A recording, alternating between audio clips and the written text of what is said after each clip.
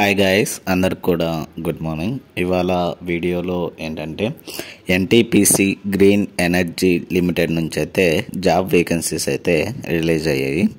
So దీని గురించి మొత్తం మనం ఈ వీడియోలో అయితే చూద్దాము. అంటే ఏజ్ లిమిట్ ఎంత, ఆ నుంచి మొత్తం ఎన్ని వేకెన్సీ ఉన్నాయి, ప్రాసెస్ ఏంటి, ఆ నుంచి అప్లికేషన్ ఫీజు అంతా, ఎలా అప్లై చేయాలి అన్నీ కూడా ఇప్పుడు మనం ఈ వీడియోలో అయితే చూద్దాం గైస్. వీడియోను ఎవరైనా కానీ కొత్తగా చూస్తున్నట్లయితే please like, share and subscribe చేసుకోవడం అయితే మర్చిపోద్దండి గైస్. సో మనకు జాబ్ రిలీజ్ అయింది వచ్చేసరికి ఎన్టీపీసీ గ్రీన్ ఎనర్జీ లిమిటెడ్ అండి. అడ్వర్టైజ్మెంట్ నెంబర్ వచ్చేసరికి 01/2025. So in the presence of renewable power and hydrogen generation business అండి. సో వీళ్ళు ఏంటంటే లుకింగ్ ఫర్ ఎక్స్పీరియన్స్ ప్రొఫెషనల్ని అయితే అంటే ఎవరైతే ఎక్స్పీరియన్స్ ఉంటారో వాళ్ళని అయితే తీసుకుంటామని అయితే చెప్తున్నారు. సో ఈ period of 3 years for fixed term basis. So 2 years అయితే ఫిక్స్డ్ టర్మ్ మీద తీసుకుంటారంట, మళ్ళీ 3 years మీద. సో 2 years అయితే ఎక్స్టెండ్ చేస్తామని అయితే చెప్పడం జరుగుతుంది. నెక్స్ట్ వచ్చేసరికి వీళ్ళు ఏంటంటే స్టేషన్ అంటే ఎన్టీపీసీ గ్రీన్ ఎనర్జీ లిమిటెడ్ ఉంటుంది కదా, కార్పొరేట్ స్టేషన్ సైట్స్ కానీ క్లస్టర్స్ కానీ అండ్ ఇన్ సబార్డినేట్స్ లొకేషన్స్ వచ్చేసరికి Uttar Pradesh, Madhya Pradesh, Chhattisgarh, Gujarat, Rajasthan, Andhra Pradesh, Maharashtra, Jharkhand, west Bengal, Karnataka and Tamil Nadu locations అయితే ఉన్నాయి. So next post wise and qualification details అయితే చెక్ చేద్దాము అండ్ ఎలిజిబిలిటీ కూడా చెక్ చేసుకుందాము. సో ఫస్ట్ నేమ్ వచ్చేసరికి ఇంజనీర్ అండి, ఆర్ఈ సివిల్. మొత్తం వేకెన్సీ వచ్చేసరికి 40 అయితే ఉన్నాయి. రిజర్వేషన్ వైజ్ చూసుకుంటే ఓసీ క్యాండిడేట్స్కి 21 పోస్టులు ఉన్నాయి, ఎస్సీ వాళ్ళకి 4 పోస్టులు, ఎస్టీ వాళ్ళకి 2, ఓబీసీ వాళ్ళకైతే 8 పోస్టులు ఉన్నాయి అండ్ ఈడబ్ల్యూఎస్ వారికి వచ్చేసరికి 5 పోస్టులు అయితే ఉన్నాయండి. క్వాలిఫికేషన్ విషయానికి వచ్చేసరికి ఎవరైతే బీఈ కానీ బీటెక్ కానీ చదివి సివిల్ ఇంజనీరింగ్ చదివి ఉంటారో వాళ్ళైతే ఎలిజిబుల్ అండి. సో ఆ సివిల్ ఇంజనీర్లో ఏంటంటే 60% మార్క్స్ అయితే వచ్చి ఉండాలని అయితే చెప్తున్నారు, రికగ్నైజ్డ్ యూనివర్సిటీ నుంచి అయితే అని అయితే చెప్తున్నారు. ఇంకా ఎవరైతే SC ST physically handicap category వాళ్ళు ఉంటారో వాళ్ళకు వచ్చేసరికి మినిమం 50% మార్క్స్ అయితే వచ్చి ఉండాలని అయితే ఇక్కడ చెప్పడం అయితే జరుగుతుంది. సో నెక్స్ట్ ఎక్స్పీరియన్స్ రిక్వైర్మెంట్స్ వచ్చేసరికి minimum 3 years of post qualification experience అయితే ఉండాలని అయితే చెప్తున్నారు.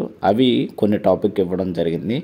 జియోటెక్ కానీ, పైలింగ్ కానీ, ఫౌండేషన్ కానీ, స్ట్రక్చరల్ స్టీల్ కానీ, టవర్ స్ట్రక్చర్స్ కానీ, switch yard etcetera.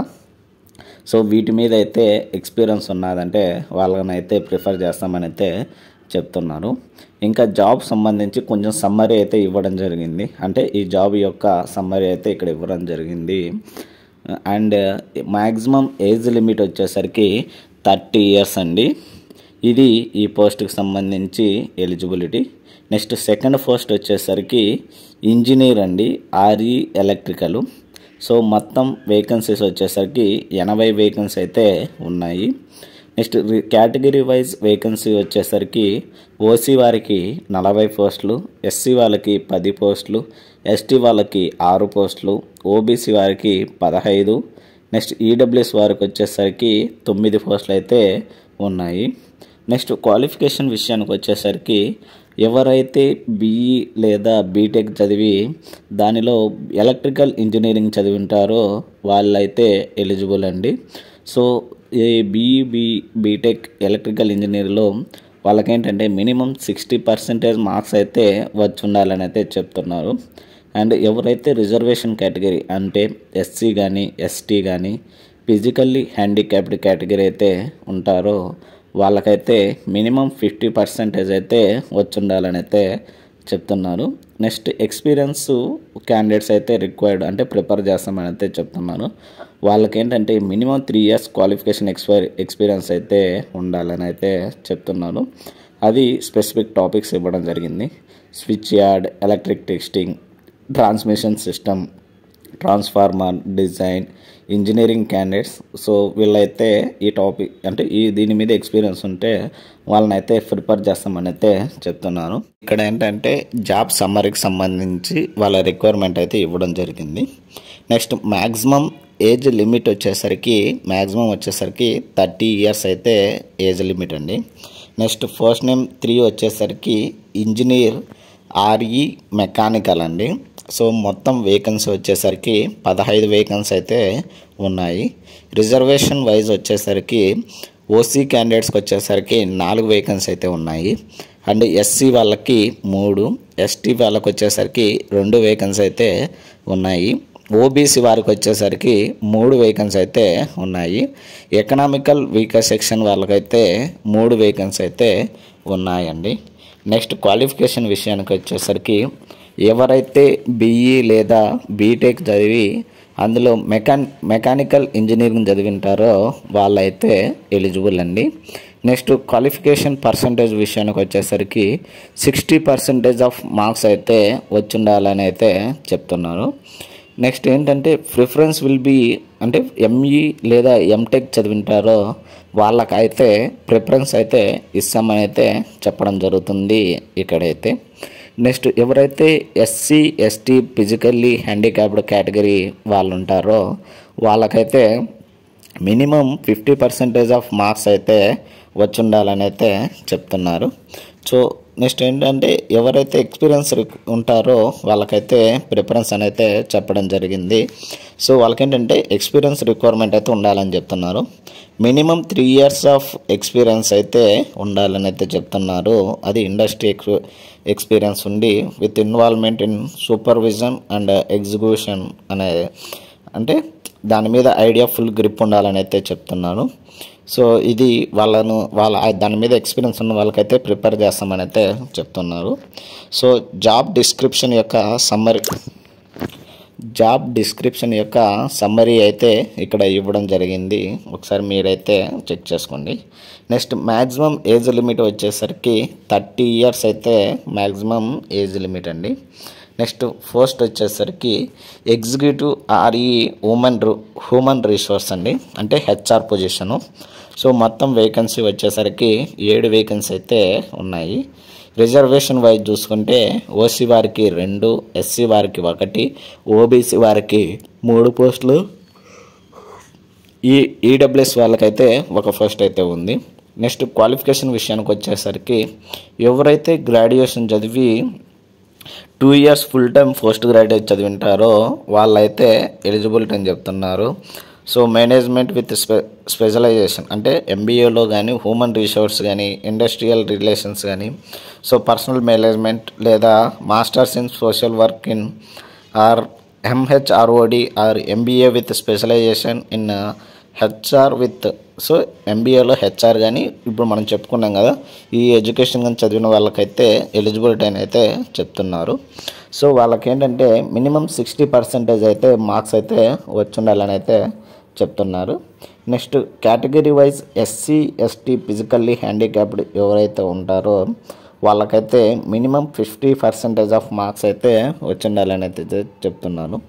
Next experience requirement చూసుకుంటే minimum 3 years of post qualification experience అయితే ఉండాలని అయితే చెప్తున్నారు. ఏంటంటే హెచ్ఆర్ ఫంక్షన్స్ కానీ ఇండస్ట్రియల్ రిలేషన్స్ కానీ ఉండాలని అయితే చెప్తున్నాను. సో ఆ క్యాండిడేట్స్ అంటే హెచ్ఆర్గా ఆల్రెడీ 3 ఇయర్స్ ఎక్స్పీరియన్స్ ఉంటుంది కదా వాళ్ళకైతే ఎస్ఏపి మీద లేదా ఎంఎస్ ఆఫీస్ లేదా డేటా అనలిటిక్స్ విల్ బి అంటే వీటి మీద అయితే వాళ్ళకైతే నాలెడ్జ్ అయితే ఉండాలని అయితే చెప్తున్నారు. సో అలా నాలెడ్జ్ ఉన్నటువంటి వారిని అయితే ప్రిఫరెన్స్ ఇస్తామని అయితే చెప్తున్నారు.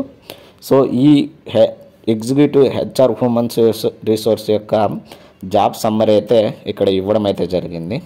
సో దీనికి మ్యాక్సిమం ఏజ్ లిమిట్ వచ్చేసరికి 30 ఇయర్స్ అండి. నెక్స్ట్ 5వ పోస్ట్ వచ్చేసరికి ఎగ్జిక్యూటివ్ ఆర్ఈ ఫైనాన్స్ అండి. సో దీనికి మొత్తం వేకెన్సీ వచ్చేసరికి 26 వేకెన్సీ అయితే ఉన్నాయి. రిజర్వేషన్ వైజ్ చూసుకుంటే ఓసీ వారికి 10 వేకెన్సీ అయితే ఉన్నాయి. ఎస్సీ వారికి 4 వేకెన్సీ, ఎస్టీ వాళ్ళకి 2 వేకెన్సీ, ఓబీసీ వాళ్ళకు 8, ఈడబ్ల్యూఎస్ వాళ్ళకి 2 వేకెన్సీ అయితే ఉన్నాయి. నెక్స్ట్ క్వాలిఫికేషన్ చూసుకుంటే ఎవరైతే సిఏ లేదా సిఎంఏ చదివి ఉంటారో వాళ్ళైతే దీనికైతే ఎలిజిబిలిటీ అని అయితే చెప్తున్నారు. సో ఎక్స్పీరియన్స్ రిక్వైర్మెంట్ ఇచ్చేసరికి minimum 1 year post qualification experience అయితే ఉండాలని అయితే చెప్తున్నారు. In the field of finance లేదా అకౌంట్స్ మీద అయితే ఎక్స్పీరియన్స్ అయితే ఉండాలని అయితే చెప్తున్నారు. సో దీనికి సంబంధించి జాబ్ సమ్మర్ అయితే ఇవ్వడం అయితే జరిగింది.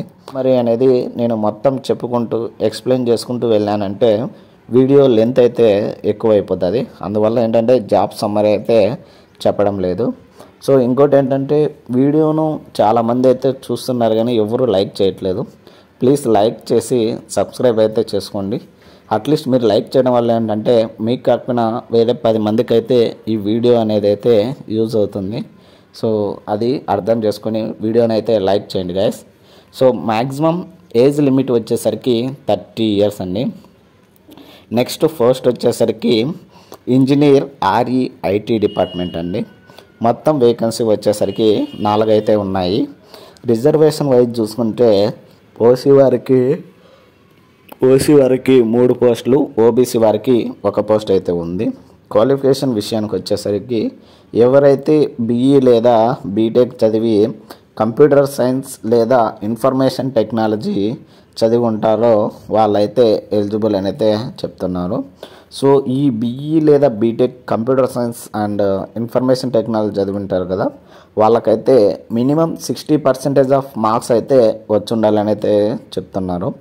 ఇంకా రిజర్వేషన్ కేటగిరీ వైజ్ చూసుకుంటే ఎవరైతే SC లేదా ST లేదా ఫిజికల్లీ హ్యాండిక్యాప్డ్ వాళ్ళు ఉంటారో వాళ్ళకైతే మినిమం 50% ఆఫ్ మార్క్స్ అయితే వచ్చి ఉండాలని అయితే చెప్తున్నారు.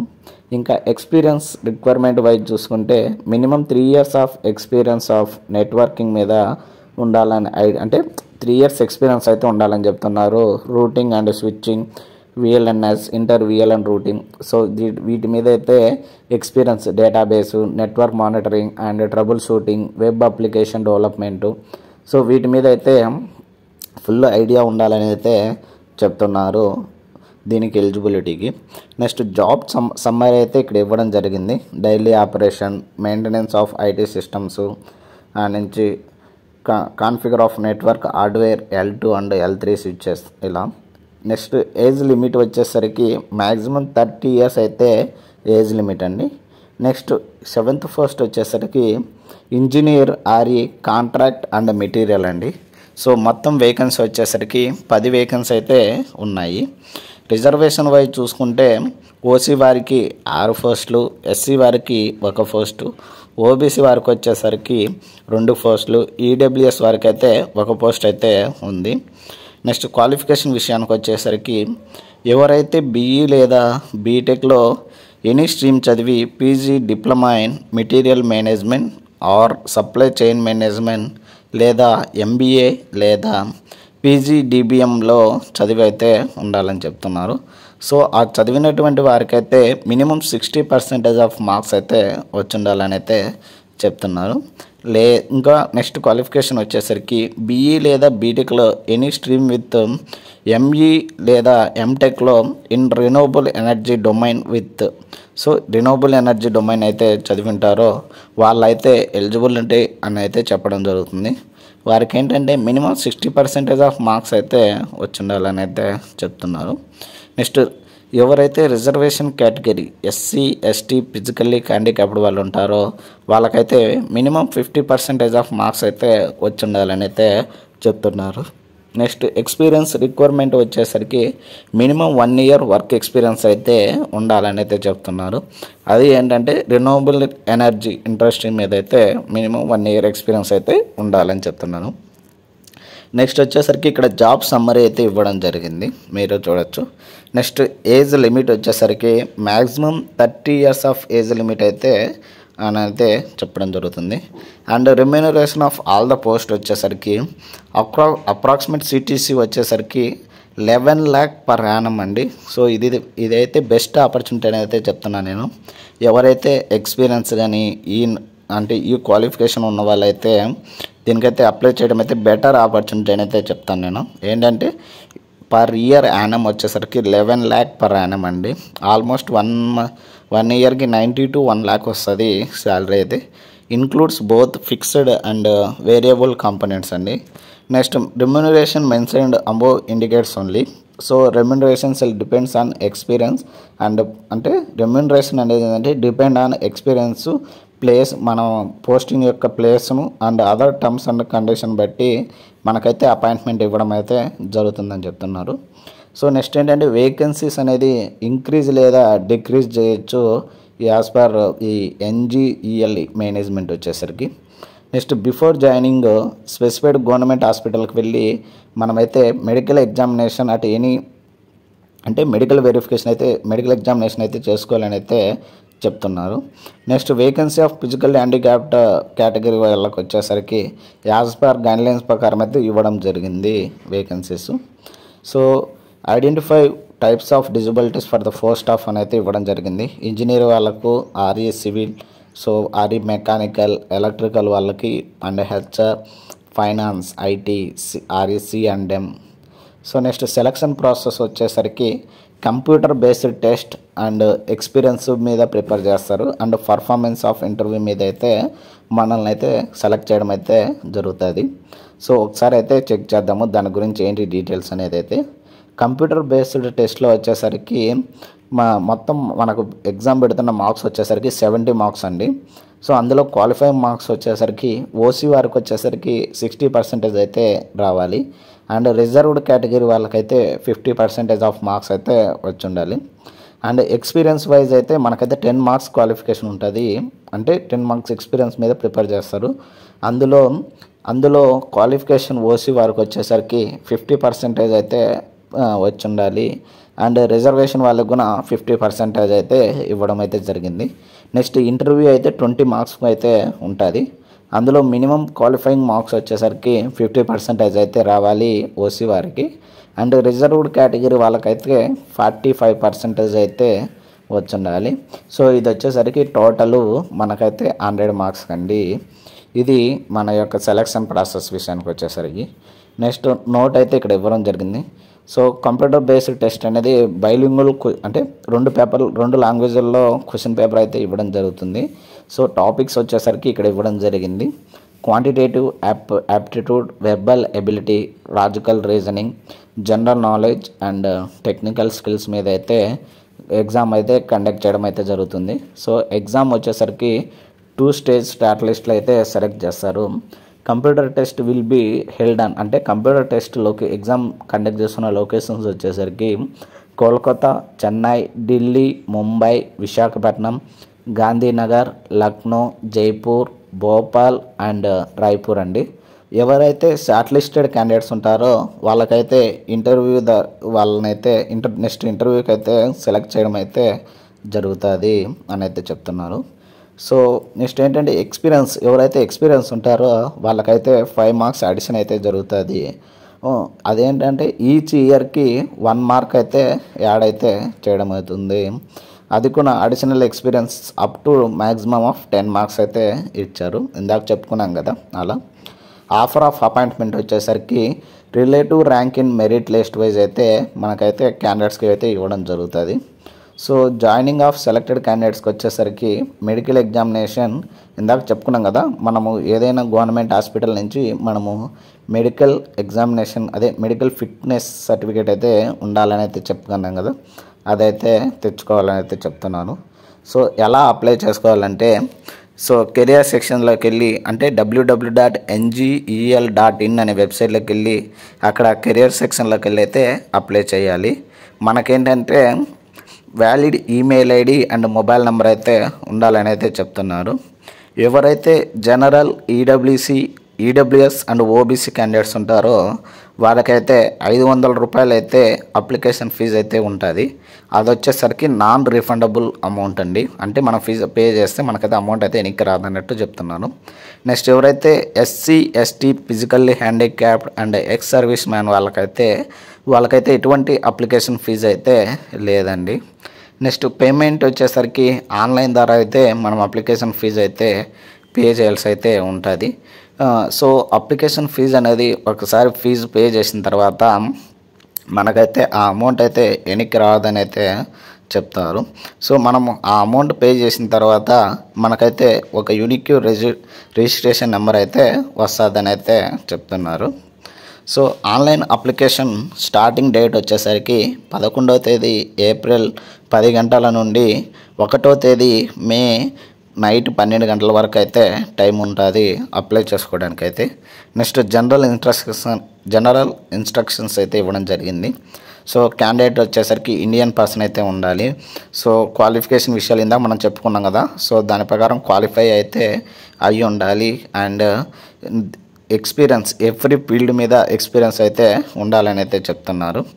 అండ్ కేటగిరీ రిజర్వేషన్ వైజ్ అంటే ఏజ్ రిలాక్సేషన్ వచ్చేసరికి EWS, OBC, SC, ST, disability certificate వాళ్ళకైతే 5 years అయితే అంటే వాళ్ళకైతే రిజర్వేషన్ ఉంటుంది కదా. సో ఎవ్రీ క్యాండిడేట్కి అయితే ఒకసారి చెక్ చేద్దాము.